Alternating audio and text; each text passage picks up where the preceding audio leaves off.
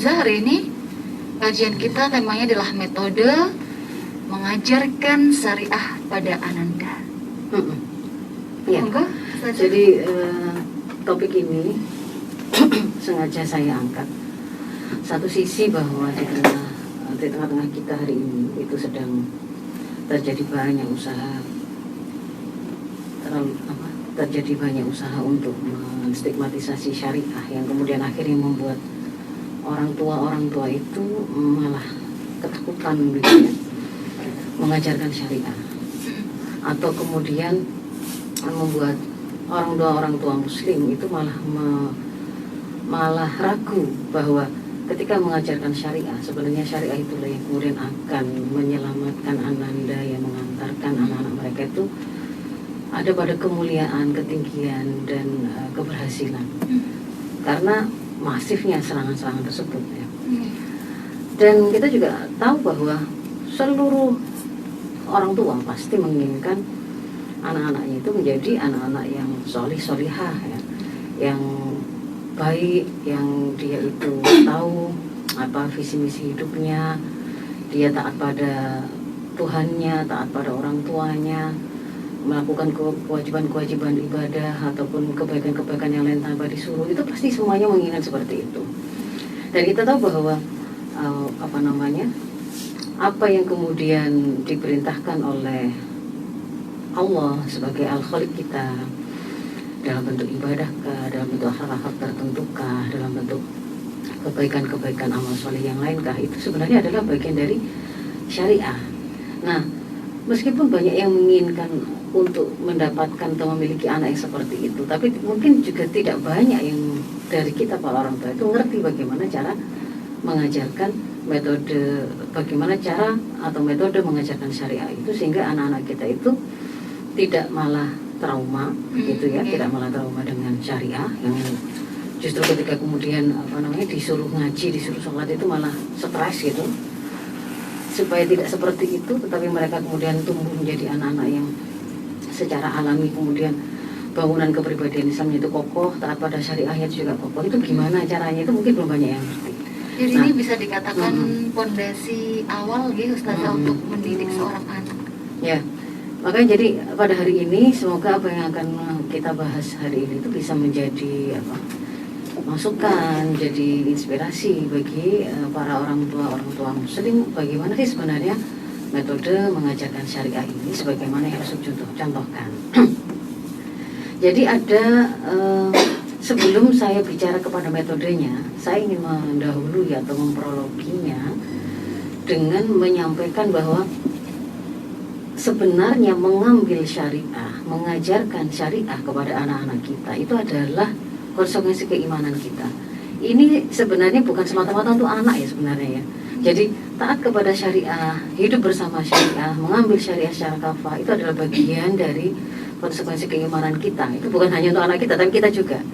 Jadi kalau sebagai prolog itu mungkin nanti Dulur Victor dan teman-teman yang hari ini menyaksikan live kita di Facebook Faizah Rosyida atau mendengarkan juga di live streaming Radio Victor Surabaya, bisa membuka beberapa ayat Al-Quran yang nanti mungkin bisa dulu semua cermati begitu ya. Di antaranya adalah An-Nisa 65. An-Nisa 65 sangat sering saya sampaikan. Karena ini ayat yang sangat bagus untuk mengajarkan kepada kita apa korelasi antara iman dengan ketaatan kita pada syariah. Di sana Allah berfirman, "A'udzubillahi minasyaitonirrajim, fala wa rabbika la yu'minuna hatta yuhaqqimuka fima shajara bainahum, tsumma la yajidu fi anfusihim harajan mimma qadaita wa yusallimu taslima." Allah bersumpah dengan namanya ya. Maka sungguh demi nama Tuhanmu, demi Tuhanmu, mereka pada hakikatnya itu tidak beriman. Artinya kita itu semua dinafikan keimanan kita kepada Allah, hatta hingga kemudian kita memenuhi apa yang disebutkan di setelahnya. Yang pertama adalah yuhaqqimuka fima syajara bainahum. Kita menjadikan Muhammad, Rasul Muhammad itu sebagai hakim atas segala persoalan yang kita perselisihkan, yang kita hadapi. Menjadikan hakim, menjadikan Rasul Muhammad sebagai hakim artinya itu menjadikan risalah yang dibawa oleh Rasulullah itu sebagai pemutus atas segala persoalan yang kita hadapi. Lalu itu konsekuensi pertama. Lalu konsekuensi yang kedua adalah tsumma la yajidu fi anfusihim harajan mimma qadaita wa yusallimu taslima.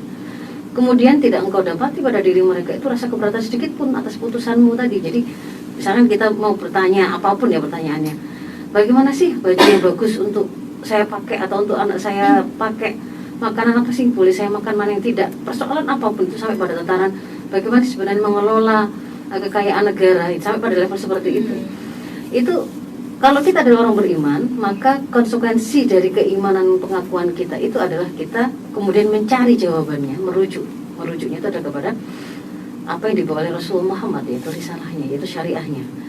Nah, kemudian yang kedua, setelah kita buka, ternyata kalau tuntunan tentang makanan itu yang begini, harus halal, thayyib, tidak berlebih-lebihan, ada adabnya begini. Kalau pakaian itu seperti ini, kalau pengelolaan hak milik umum seperti ini dan seterusnya, begitu ya. Maka dikatakan iman itu kalau yang kedua itu adalah kita menerima putusan tersebut dengan sepenuh hati tanpa ada rasa keberatan sedikit pun. Jadi memang mestinya kehidupan seorang mukmin itu ya memang melekat dengan syariah. Sehari-hari ya memang dia biasa hidup bersama syariah, diatur dengan syariah, terikat pada syariah. Karena itu bagian dari konsekuensi pengakuannya gitu loh. Kita ngaku saya wali murid dari siswa SD kelas ini, pasti ada konsekuensi dari pengakuan itu. Kita mengaku saya dosen di kampus ini, mengampu mata kuliah ini, itu pasti ada konsekuensi dari pengakuannya. Ada yang mengaku jadi kepala desa dari satu desa tertentu misalkan, itu pasti juga ada konsekuensi pengakuannya. Nah, masa kemudian kita mengakui bahwa saya ini ada dari tidak adanya, itu diadakan oleh Allah. Seluruh dunia ini, semesta ini, apapun itu diadakan oleh Allah, bahwa Allah sang pencipta saya, al-khaliq, al-mudabbir saya. Itu maka pengakuan itu akan tidak bermakna apapun kalau kemudian tidak ada konsekuensinya. Nah, konsekuensinya adalah kita ternyata harus terikat kepada syariah secara kafah. Jadi memang begitu, dan kita juga bisa melihat di dalil yang lain itu ada kalimat yang sangat jelas ketika Allah memerintahkan di Al-Baqarah 208 nih. Ya ayyuhalladzina amanu dukhulu fis-silmi kafah. Itu kan jelas juga. Di situ langsung orang yang beriman, mungkin volumenya seperti terlalu keras bukan? Orang-orang yang beriman itu diseru masuklah ke dalam Islam secara kafah. Masuk dalam Islam secara kafah itu kalau kemudian kita buka tafsirnya adalah mengambil seluruh apa yang diperintahkan dan dilarang oleh Allah, yaitu syariahnya itu, dalam keadaan sulit maupun ringan, dalam keadaan sempit ataukah longgar, dan dalam seluruh aspeknya apapun yang dibicarakan itu diambil. Jadi itu sebagai prolognya bahwa memang kita harus mengambil syariah. Maka termasuk kemudian kita mengajarkan anak-anak kita ketika mereka mulai mukallaf, maka mereka kan harus mulai mempertanggungjawabkan bagaimana cara hidup mereka. Nah, mereka memiliki konsekuensi harus hidup juga dengan Islam. Nah, untuk bisa sampai kepada mereka bisa menjalani hidup dengan Islam itu, maka mereka harus mengenal dulu syariah itu, dan itu menjadi tanggung jawab kita untuk mengajarkannya. Metodenya bagaimana? Inilah yang menjadi tanggung jawab kita. Yang pertama, prinsip yang pertama adalah syariah itu hanya diajarkan setelah kita sampaikan, kita bangunkan, kita kokohkan bangunan sebelumnya, fondasinya yaitu akidah. Jadi prinsip pertama adalah membangun dan mengokohkan akidah dulu sebelum kita menuntut pelaksanaan syariah. Rasul jelas menyampaikan ya, ketika kita mengaku kita ingin meneladani apa yang diajarkan oleh Rasul terkait dengan metode penerapan, metode mengajarkan syariah ini, maka kita mendapati bahwa Rasul menyampaikan Islam itu dibangun di atas 5 hal. Dibangun itu artinya kan fondasinya itu adalah 5 ini. 5 ini itu apa? Persaksian, syahadat itu sendiri. Persaksian bahwa Allah berhak disembah, Muhammad adalah Rasulullah, lalu berikutnya mendirikan sholat, mendirikan zakat, naik haji, puasa Ramadan. Itu disebut pertamanya itu adalah bahwa persaksian bahwa tidak ada Allah yang tidak ada ilah yang berhak disembah kecuali Allah dan Muhammad adalah Rasulullah. Jadi sebelum bicara ajarkan sholat, tunaikan zakat, naik haji dan seterusnya puasa Ramadan, itu mengajarkan dulu persaksian, ikrar. Iya, syahadat itu pengakuan. kita sudah pernah membahas namanya pengakuan itu mengharuskan sifatnya aktif. Jadi dia orang tersebut yang kemudian dia melakukan pengakuan, ikrar ya. Bukan orang lain yang membuktikan kebenarannya, lalu dia meyakini Allah itu ada, lalu kemudian langsung didogmakan, tidak bisa. Prosesnya adalah dia teryakinkan dulu supaya menjadi sebuah bangunan akidah yang kokoh melalui proses pembuktian dalam proses berpikirnya, pembuktian dengan dalil-dalil baik akli maupun nakli, sampai kemudian ya memang benar ini hanya yang menciptakan alam semesta ini termasuk dirinya ini adalah Allah begitu ya. Dan itu adalah sebuah proses yang harus kita sempurnakan pada anak kita. Jadi anak-anak kita itu tidak diperbolehkan mendapatkan keimanan itu dengan proses dogma, atau tidak ada yang kemudian ceritanya diwariskan gitu ya. Orang tuanya mukmin, pasti anaknya pasti juga yakin bahwa keberadaan Allah itu begini, sifat-sifatnya begitu. Nggak mesti, kecuali kemudian kita siapkan dia, kita transferkan proses berpikir yang bisa mengantarkan dia pada menemukan Allah, mengenal Rasulullah itu dulu. Kalau enggak, ya tidak akan bisa begitu. Ini mempersiapkannya di usia yang efektif dimulai kapan, Ustazah? Oh ya panjang kali itu ya. sejak awal. Jadi ada proses nanti itu kan diantara prinsip pendidikan dalam Islam itu kan berbasis usia ya. Jadi di situ ada tumbuh kembang yang dikaitkan dengan kemampuan berpikir anak, perkembangan naluri, termasuk naluri beragama anak. Yang itu kemudian harus kita pertimbangkan untuk mengajarkan sesuatu, termasuk dalam mengajarkan syariah ini. Nanti ada prinsip yang keberapa gitu ya, itu yang kita ajarkan itu harus sesuai dengan proses tumbuh kembangnya. Ya, tapi kalau mulai kapan? Ya, sejak awal. Cuman bagaimana caranya nanti tergantung kepada potensi yang dimiliki oleh anak terkait dengan tumbuh kembangnya. Nah, saya masih lanjutan lagi kepada yang tadi itu. Prinsip pertama adalah membangun dan mengokohkan akidah dulu sebelum menuntut pelaksanaan syariah. Kalau kemudian anak itu masih belum bisa menjawab, kenapa kok saya harus sholat? Kenapa kok saya harus nurut sama ibu saya? Kenapa kok kalau kemudian saya itu disuruh sekolah ada PR, kenapa kemudian saya itu harus mengerjakan? Ini pertanyaan-pertanyaan yang dia miliki itu berkaitan dengan bagaimana dia mengatur amal. Yang tadi kan harusnya dikaitkan dengan ketaatan dia pada syariah. Tapi kalau kemudian dia masih bertanya kenapanya, dan itu belum selesai begitu ya. Kenapa saya harus taat kepada Allah? Kenapa kemudian saya harus nurut apa kata orang tua saya? Kalau itu belum selesai, maka dia tidak akan bisa menjadi seorang anak yang dengan enteng akan berangkat, ambil wudhu, bangun tidur sebuah hari masih ngantuk-ngantuk untuk kemudian sholat, atau kemudian berusaha untuk pergi ke masjid berjamaah, atau kemudian berusaha mengkaji Al-Quran, membacanya. Kalau dia masih belum ngeh gitu ya, belum terjawab apa yang menjadi pemahaman dasar tentang kehidupan ini, siapa saya, untuk apa saya hidup, setelah kemudian mati ini saya kemana, yang itu ada kaitan dengan apa tujuan dia hidup, apa visi misi dia hidup. Dan itu sebenarnya semua adalah bahasan akidah. Maka akidah ini harus dibangunkan dulu, dikokohkan dulu, baru kemudian kita bicara mengajarkan syariah gitu ya. Dikenakan dulu dia kepada siapa dirinya, siapa Allah. Kenapa kok ada hubungan apa antara orang tuanya dengan Allah, ketaatan kepada orang tuanya dan ketaatan kepada Allah. Yang seperti ini diperjelas dulu, disandar, dibangunkan dulu sampai kokoh, baru kemudian kita bicara Allah yang menciptakan kamu itu, yang memberi kamu nikmat berbagai macam itu, memerintahkan kamu untuk melakukan ini, sholat, kemudian untuk memerintahkan kamu untuk taat kepada orang tuamu ketika orang tuamu benar, agar kalimat-kalimat yang mulia tidak boleh membentak, dan seterusnya. Jadi begitu, itu yang pertama, prinsip pertama. Lalu yang kedua, ketika kita mau mengajarkan syariah ini, maka tentu saja harus diawali dengan memperkenalkan sumber syariah itu. Syariah itu digali dari sumber-sumbernya, kan begitu kan ya. Masadiril ahkam syar'i itu adalah ya Al-Qur'an, As-Sunnah atau Al-Hadis, kan begitu kan. Dan kemudian apa yang ditunjuk oleh keduanya, termasuk misalkan ijma' sahabat dan metode pengambilan hukum kias syar'i. Nah, artinya ketika kemudian kita ingin mendekatkan anak kita pada syariah, memang harus mendekatkan kepada sumbernya, yaitu Al-Quran dan As-Sunnah atau Al-Hadis. Jadi harus terbiasa anak itu kemudian mendengar ya. Kenapa kok kemudian saya itu disuruh mandi sih? Gitu kan anak kecil ya. Kok mandi kok kita tuh mandi terus sama ya. Nah, kita biasa mengatakan kepadanya, karena Rasul mengatakan orang yang beriman itu cinta kebersihan. Kenapa saya kok kemudian kalau tadi bertengkar sama teman kok disuruh maaf-maafan gitu. Karena Allah mengatakan, Rasul mengatakan, jadi dia biasa mendengar.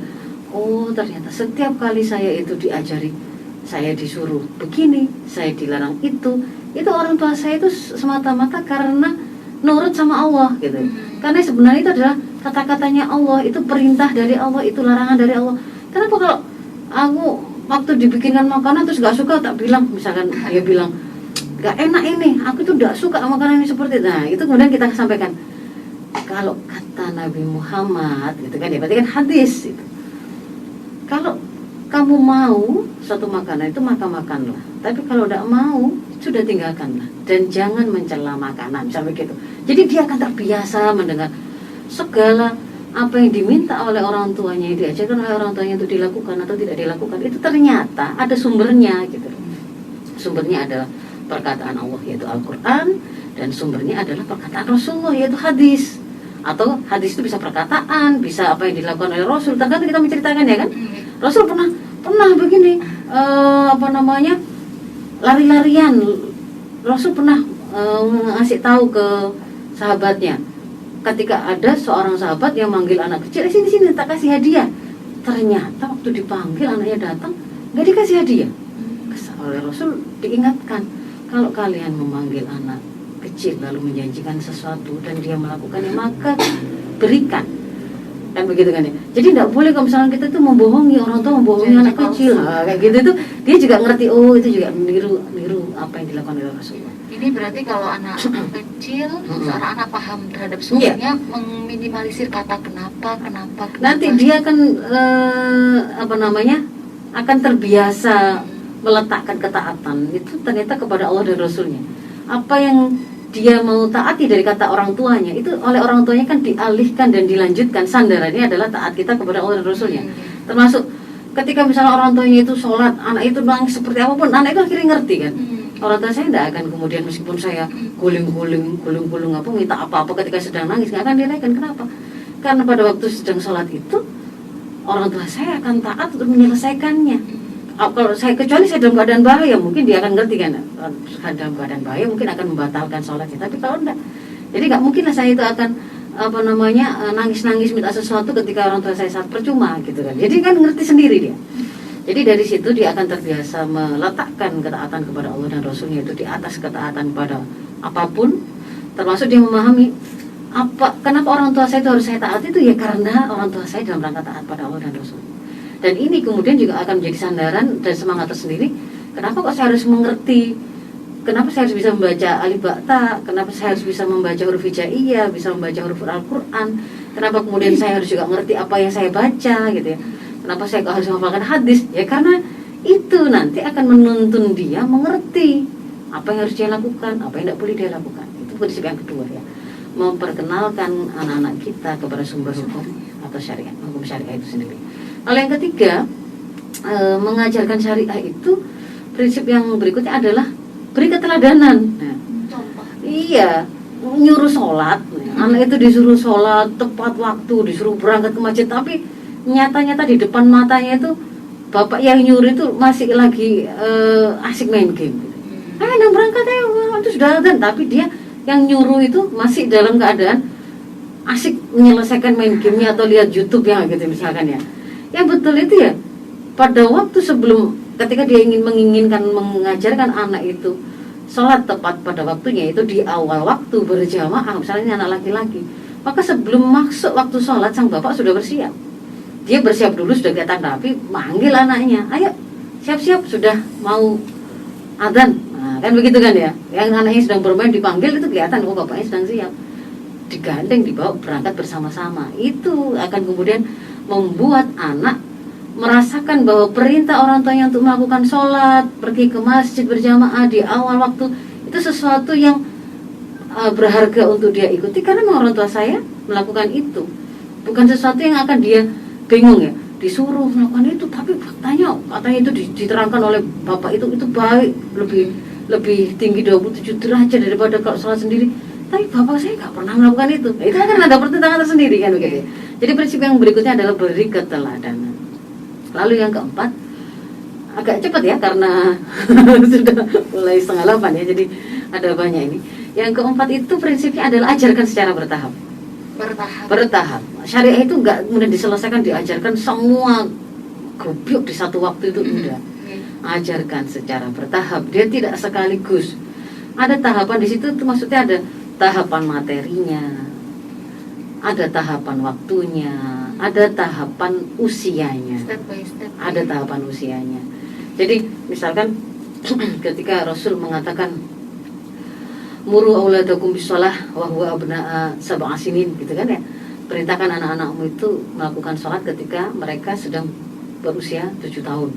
Lalu kalau kemudian mereka sudah berusia 10 tahun, wadribuhum 'alaiha wa hum abna'a 10 sinin, dan pukullah mereka ketika tidak melakukan sholat itu ketika mereka sudah berumur 10 tahun. Jadi di sini ada tahapannya ya, ada kapan itu, apa yang harus dilakukan pada waktu umur 7, kapan apa yang harus dilakukan pada waktu umur 10.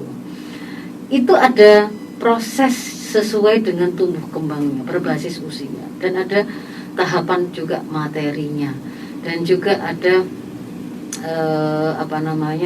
tahapan waktunya.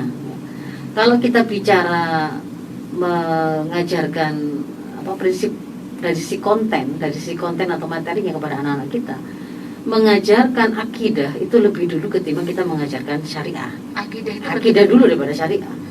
Memperkenalkan sesuatu yang positif itu sebelum negatif ya. Jadi kita perkenalkan reward itu sebelum mengenalkan punishment.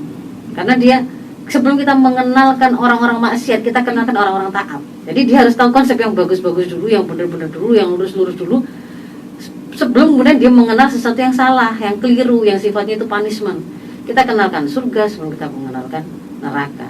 Kita mengenalkan orang-orang solih sebelum kita mengenalkan ini loh contoh-contoh kemaksiatan, kerusakan gitu. Kalau dia belum ngerti apa itu kebaikan, tapi kemudian sudah dikasih tahu yang rusak-rusak, yang buruk-buruk, padahal maunya juga hanya untuk ngajari, ini tuh nggak boleh. Tetapi ketika yang boleh, yang benar itu belum menancap, itu malah berbahaya begitu. Jadi seperti itu. Kalau kemudian menyampaikan hal-hal kalau sesuai dengan tahapan perkembangan kemampuan berpikirnya, itu berarti dari hal-hal yang sifatnya konkret, pakai pendekatan sifatnya konkret, bergerak menuju kepada abstrak. Misalkan begini, konsep Allah itu sangat sayang pada kamu gitu. Itu susah kalimat itu. Tapi kalau kemudian siapa coba yang menciptakan rambut Hafid misalkan gitu ya, misalkan pakai nama anak saya, apa yang numbuhkan itu apakah Umi? Bukan. Apakah Abi? Bukan. Apa Hafid sendiri yang mengendalikan? Jangan tumbuh karena dia nggak senang kalau dicukur atau dipotong gitu, dia merasa kata-kata dia nggak mau tumbuh gitu ya. Apa bisa kita kendalikan? Tidak bisa. Siapa yang mengendalikan? Nah, hal yang konkret itu kan bisa dilihat, rambutnya bisa dilihat.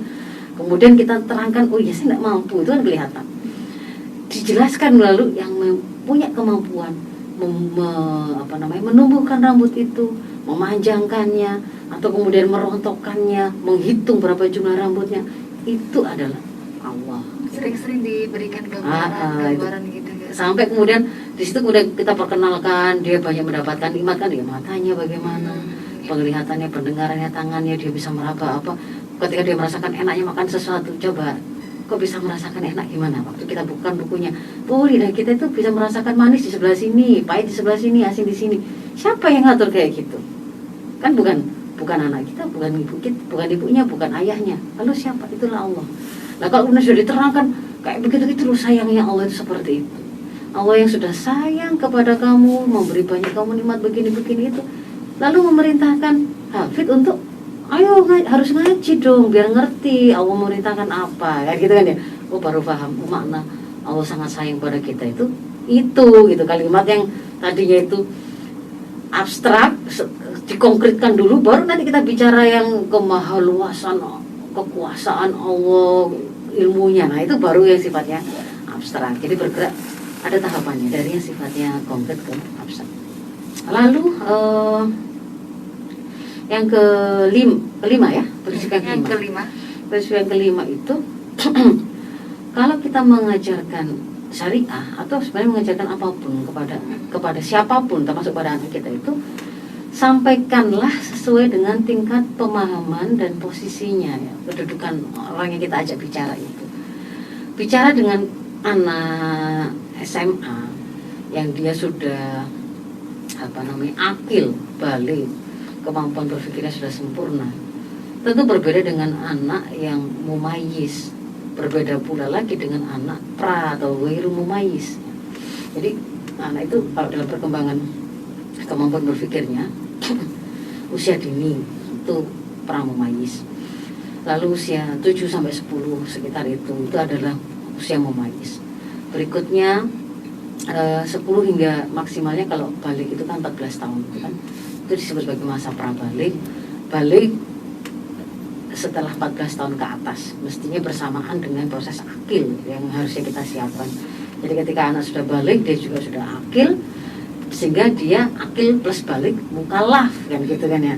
Nah, ini menyampaikan mau pakai contoh apa, mau pakai gaya bahasa seperti apa, diksinya, pilihan kata-katanya, tentu beda lah ngomong dengan anak, ngajarkan anak untuk sholat usia anak 7 tahun dengan yang dia sudah 15 tahun, ya harus berbeda gitu loh. Jadi misalkan kalau umur usia dini sebelum 7 tahun kan sebenarnya dia belum wajib untuk terikat melaksanakan syariah kan, ya baru kita perkenalkan, kita lakukan pembiasaan. Setiap jam sholat itu pokoknya dia tahu, oh ini waktunya sholat, orang tuanya akan sholat, disediakan juga sajadah untuk dia. Ada perintah, ada seruan, ayo sholat bareng-bareng di sini. Meskipun dia duduknya hanya 1 menit atau setengah menit di sajadahnya lalu kemudian lari-lari, tapi dia sudah paham di situ ada proses pembiasaan yang dia ngerti ini ada jadwal sholat kayak gitu ya. Dan ketika sholat itu dilakukan, orang tua saya pasti akan mengajak saya, akan mengajak saya berjamaah, menyiapkan saya, disuruh pipis, disuruh wudu atau apa begitu ya. Itu kemudian dia jadi tahu timing itu, pola itu. Tapi kalau kemudian anak itu sudah usia 10 tadi, ketika 7 kan sudah mulai diajarkan apa adanya sholat, bacaannya kan menjelang 7 kita ajarkan niat begini, rukunnya, tertibnya, gerakan-gerakannya kan kalau salah diluruskan, dia kan dia ngerti juga. Termasuk kemudian mulai diperkenalkan, Rasul itu mengatakan perintahkan anakmu umur 7, kan kita juga pasti akan sampaikan itu karena dia biar ngerti kenapa kok saya sholatnya kok pakai disuruh membacakan, mengeraskan bacaannya dan didengarkan, kalau salah dibetulkan. Padahal dulu waktu kecil kan boleh itu, aku cuma 1 rakaat saja ya gitu kan, 1 rakaat saja, nggak pakai baca, pokoknya gerak-gerak gini-gini saja itu dikabulkan oleh orang tua. Tapi sekarang ketika umurnya 8 kok disuruh sholat dengan dikeraskan bacaannya, dikoreksi kalau misalnya salah kan gitu kan. Dia bisa di situ kan akan bertanya, di situ kemudian kita terangkan. Karena pada waktu umur 7 itu disuruh oleh Rasulullah, disuruh ngajarkan sholat itu gimana caranya. Dan nanti itu kemudian sama Abi sama Umi itu akan dibiasakan, diajarkan, ditemani, dikuatkan sampai nanti umur 10. Sebelum 10 Hafid atau Ahmad atau siapa gitu ya anaknya itu akan biasa sholat sendiri, nggak perlu pakai disuruh-suruh lagi ya gitu ya. Nah, beda lagi dengan kalau kemudian anak itu usianya misalkan sudah mukallaf, remaja. Sudah mukallaf. Sebenarnya konsep remaja itu kan tidak ada. Adanya itu kan anak-anak ghairu mukallaf kepada mukallaf pada konsep Islam. Nah, kalau sudah mukallaf, ya mungkin sudah mulai menggunakan kalimat-kalimat pendekatan menyentuh hati dan juga pikirannya. Kalau misalkan Luna, terus kamu umur segini sudah balik, sudah mukallaf, kamu akan ditanya oleh Allah sendiri, tanggung jawaban sendiri, kok kamu belum sholat tepat pada waktunya, masih kesiangan, gimana nanti ibu gimana nggak bisa membantu kalau seperti itu. Atau kemudian suatu saat kita menggunakan diksi yang bapak dan ibu itu ya pengennya itu kita itu akan bersama-sama sampai di surganya Allah gitu kan. Kita akan reuni di sana di surganya Allah dalam keadaan mendapatkan nikmat dari Allah. Tapi kalau kemudian jalan menuju ke sana itu taat itu bapak dan ibu berusaha lakukan, tapi kamu tidak lakukan, bagaimana kita bisa ketemu? Misalnya gitu kan, itu kan kalau anak kecil ya agak susah disuruh ngajak mikir bertemu karena sama-sama melakukan kebaikan itu kan susah. Nah ini Kalau anak itu sudah mulai bisa punya kemampuan berpikir seperti itu, boleh dilakukan dengan cara yang berbeda. Dan memang harus diberitakan oleh Rasul memang begitu. Kalau menyampaikan sesuatu apapun itu sesuaikan dengan tingkat pemahaman yang dimiliki oleh orang yang sedang kita ajak bicara, termasuk anak kita, dan juga posisinya. Kalau kaitannya posisi itu kayak dakwah gitu ya, dakwah kepada tokoh dengan dakwah kepada ibu rumah tangga dengan anak-anak atau remaja, itu kan beda-beda. Kita milih kemasannya, kosakata atau diksi yang dipakai, contoh-contohnya, nah gitu. Lalu yang berikutnya, yang keenam, prinsip yang keenam adalah mendidik dengan kelemah lembutan. Dengan Kelemah lembutan. Jangan keras gitu. Rasul saja yang seperti itu, bagusnya akhlak beliau itu oleh Allah kan diperintahkan untuk berbuat lemah lembut ya kan. Kalau iya, kalau saja kamu itu keras gitu, walau kunta faddan ghalidhal qalbi gitu kan, lan faddu min hawlik. Kalau kemudian engkau itu berbuat keras, lagi kasar, niscaya orang-orang itu akan lari dari sekitarmu, dari dirimu. Jadi kalau kemudian kita itu menginginkan anak itu merasa senang dan syariah yang kita ajarkan, merasa oh iya ya itu sesuatu yang menyenangkan, sesuatu yang dia butuhkan, sesuatu yang menyelesaikan persoalan dia, pertanyaan dia. Jangan, meskipun benar isinya, jangan disampaikan dalam bentuk yang itu kasar, yang membuat anak kita malah takut. kasar yang dimaksud itu tanpa pukulan, bukan. Kalau ya terasa misalkan begini ya, contohnya kan tidak diperkenankan ada aktivitas fisik, hukuman berupa fisik sebelum anak di atas 10 tahun kan gitu kan ya, sebagai hukuman ya. Misalkan itu kan kalau dalam hadis sholat tadi kan, kalau dia sudah diajarkan sejak 7 tahun dengan betul, dibiasakan 3 tahun terus dibawa, bayangkan itu setiap sehari semalam itu 5 kali kan minimal itu oleh orang tuanya akan dibiasakan, diajak terus 3 tahun ya pasti mestinya itu ya sudah biasa anak itu kan gitu. Tapi kalau kemudian anak itu belum pada usia 10 tahun, masih proses pembelajaran tadi itu, terus kita mengajarkan itu dengan kekerasan atau kekasaran, ancaman-ancaman, malah kemudian fisik juga turun gitu ya, dipukul anak itu, diseret, itu malah akan membuat trauma tersendiri pada anak. Iya, akan menjadi trauma tersendiri. Dia saya itu ingat-ingat itu mesti kalau saya itu ngaji, saya itu dimarahi orang tua. Kalau orang tua itu nyuruh sholat itu saya sampai kemudian dibentak-bentak ke kamu. Jadi dia akan malah ingat gara-gara ngaji saya itu jadi, gara-gara ngaji itu saya itu jadi dibentain, gara-gara sholat itu saya kan begitu kan ya, jadinya malah keliru gitu. Makanya letakkan itu sesuai dengan porsinya, sesuai dengan tumbuh kembangnya, sesuai dengan tahapannya. Ini ilmu yang harus diketahui oleh orang tua. Yang ke-6 ya. Lalu yang ke-7, ini mulai bukan prinsip ya. Ini mulai pilihan-pilihan ya. Di antara tata cara mengajarkan syariah yang dilakukan oleh Rasulullah itu macam-macam, tergantung situasi, tergantung siapa yang diajak bicara. Nah, di antara contoh yang dipakai itu adalah beliau menggunakan metode tanya jawab. Metode tanya jawab. Jadi ngajaran syariah itu nggak selalu melulu dengan ngasih tahu, nuturi gitu ya, seperti ceramah enggak. Contohnya misalkan ini juga banyak kita temukan di Al-Qur'an gitu ya. Ara'aital ladzina yukadzibu biddin gitu kan. Misalkan, apa kamu tahu siapa orang-orang yang mendustakan agama? Ada yang tahu nggak apa sih yang dimaksud dengan ghibah itu? Kan Rasul pernah bertanya begitu. Oh, ghibah itu begini Rasul. Oh, para sahabat menjawab, Allah dan Rasul yang lebih tahu. Lalu Rasul baru mengatakan, ghibah itu kruka akhoka bima yakrahu fi ghaibi. Kamu menyebut sesuatu tentang saudaramu yang dia tidak suka di belakangnya. Gosip itu ya, gosip. Atau kemudian Rasul juga pernah dengan cara nanya, siapa orang yang rugi itu, yang muflis itu? Oh, itu orang yang gini. Sahabat kemudian menjawab, kan ada pertanyaan. Jadi kita juga dengan anak juga bisa begitu. Orang yang soleh itu kayak gimana sih, nggak begitu? Atau boleh nggak ya kalau misalkan ya ada anak ya mau minta ambilkan makanan ke ibunya itu udah, coba lah makannya mana, nggak begitu? Atau kita kasih contoh yang sepertinya bentuk tanya jawab, anak itu kemudian berpikir, lalu kemudian dia mencoba memberikan jawaban, lalu kita tunjukkan. Nah itu juga bisa digunakan untuk mengajarkan syariah. Lalu yang lain, contohnya Rasul itu juga pernah ketika ada pertanyaan dialihkan pada pertanyaan yang lain supaya meluaskan pemahaman yang dia punya, lalu beliau jawab. Misalkan gini, ada yang bertanya pada Rasul tentang hari kiamat. Dia naik tentang hari kiamat itu gimana atau apa? Rasul kemudian nggak langsung menjawab, tapi dengan memberi pertanyaan lain. Apa yang sudah kamu siapkan untuk hari kiamat itu? Nah, gitu kan, jadi hari kiamat terkaitkan dengan apa yang harus disiapkan. Jadi untuk berpikir ya ini. Iya, itu untuk kemudian meluaskan pemahaman yang akan dia dapatkan. Jadi pertanyaan ditanya lagi itu juga bisa salah satu menjadi di antara uslub ya untuk mengajarkan syariah.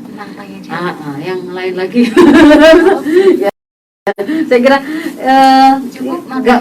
nggak pakai syarat, tapi langsung saya sebutkan saja. Bisa dilakukan dengan dialog interaktif, bisa dilakukan dengan untuk mengajarkan syariah itu adalah metode reward and punishment. Jadi ya harus memang mulai diperkenalkan konsekuensi dari satu perintah dan larangan, melakukan perintah dan meninggalkan larangan dengan memperkenalkan reward dan punishment, itu dibolehkan. Lalu juga bahkan bisa kita menggunakan humor ya, guyonan gitu. Itu bisa, itu Rasul juga melakukan itu dan para sahabat. Jadi jangan terlalu kaku gitu ya ketika mengajarkan syariah kepada anak. Dan yang lain lagi adalah metode praktek langsung. Jadi misalkan kayak wudhu ya, bukan diteorikan, langsung saja dia disuruh dikasih contoh, ambil wudhunya, ini namanya mengusap muka dan seterusnya. Lalu yang berikutnya bisa juga ditambah dengan kita menggambarkan gitu. Misalnya Rasul pernah menggambarkan ini adalah jalan Islam, gambar garis. Lalu yang di pinggir-pinggirnya yang miring-miring ini adalah jalan-jalan lain di luar Islam. Jadi ada kalanya memperkenalkan, menggambarkan tentang syariah itu kita bisa dengan membuat coretan-coretan yang akan membuat menjadi anchor ya. Anchor itu ancor itu tulisannya ya bagi anak-anak kita. Saya kira itu mungkin sebenarnya ada beberapa catatan yang harus kita perhatikan ketika mengajarkan syariah itu. Di antaranya, tapi waktunya dulu ya. Kita break dulu. Kita break dulu Ustazah, baik untuk dulur Al-Fikr yang ingin bertanya terkait kajian di hari ini tentang metode mengajarkan syariah pada anak. Silakan tanyakan di nomor 081234939390 setelah jeda berikut ini. Yang selalu bikin kita hanyalah satu, yang selalu bikin kita hanya Al-Fikr.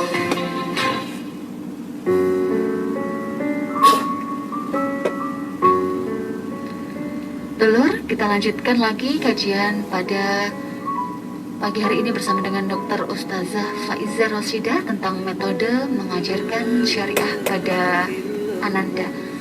Kita lanjutkan pada sesi tanya jawab. Ini ada pertanyaan Ustazah. Assalamualaikum warahmatullahi wabarakatuh Ustazah. Mau tanya, anak saya kelas 6 mau melaksanakan sholat tapi selalu sholatnya seperti kilat, padahal bacaan sholatnya sudah hafal semua. Bagaimana cara menasehatinya, karena sudah sering kali saya menasehati tapi tetap saja begitu. Terima kasih. Silahkan Ustazah. Ya, jadi itu tadi dari satu sisi harus kita hargai dan harus kita apresiasi ya. Segala prestasi, segala kebaikan yang sudah ditunjukkan oleh anak, jangan lupa untuk dirayakan, jangan lupa untuk diapresiasi. Jadi misalkan anak sudah bisa seluruh bacaan sholat, alhamdulillah, itu harus pernah itu anak itu merasa bahwa orang tuanya merayakan itu, sangat menghargai itu, sangat senang dengan itu, bersyukur dengan itu. Jadi sampaikan, hebat sekali kamu nak, sudah bisa hafal semua bacaan sholatnya, bagus sekali. Itu harus tersampaikan bahwa dia sudah melakukan sholat 5 waktu tanpa disuruh, itu juga sudah sangat hebat, luar biasa. Maka sampaikan juga itu sebagai sebuah hal yang akan menguatkan dia, memotivasi dia. Lalu berikutnya terkait dengan masih kilatnya sholatnya. Nah itu mungkin perlu ada tambahan penjelasan tentang kenapa kok sholat itu harus pelan-pelan. Saya sudah hafal kok, justru karena saya itu bacaannya itu hafal di luar kepala dan sangat cepat. Mungkin malah memang belum pernah dia anak kita itu paham bahwa sholat yang baik itu bukan yang paling cepat. Mungkin dia mengira malah itu yang baik itu yang cepat ya, menunjukkan kalau dia menunjukkan kalau dia itu hafal nggak gerindu bacanya gitu ya, nggak masih tersendat-sendat. Nah, itu menunjukkan prestasi sendiri. Dikiranya mungkin itu malah bagus gitu. Jadi pernahkah kemudian orang tua menjelaskan selain kemudian sholat itu dilakukan tepat waktu, syarat-syaratnya, kemudian gerakan-gerakan yang harus tertib, bacaannya begini, tapi kemudian ditambah dengan keutamaan-keutamaannya, bahwa di situ harus bersifat khusyuk. Khusyuk itu apa, bagaimana caranya, dicoba misalkan setiap kali membaca Al-Fatihah itu sambil membayangkan ngerti artinya ya gitu. Nah, kalau dia tidak pernah ngerti apa yang dia baca, bagaimana kemudian dia berusaha untuk berpelan-pelan mengetahui apa yang dia baca. Kan itu anak itu tahu ya, karena dia ada proses untuk diberitahu begitu ya. Jadi itu menurut saya lanjutkan apresiasi semua kebaikan yang sudah dilakukan oleh anak, tinggal lanjutkan dengan menambahkan hal-hal yang memang anak belum mengerti. Misalkan kenapa kok dia harus khusyuk tadi, apa yang dimaksud dengan khusyuk. Khusyuk itu artinya hanya pelantok tapi sampai ngantuk atau bagaimana kan begitu. Jadi itu di situ ditambahkan. Dialog, Bisa metodenya pakai apa saja tadi.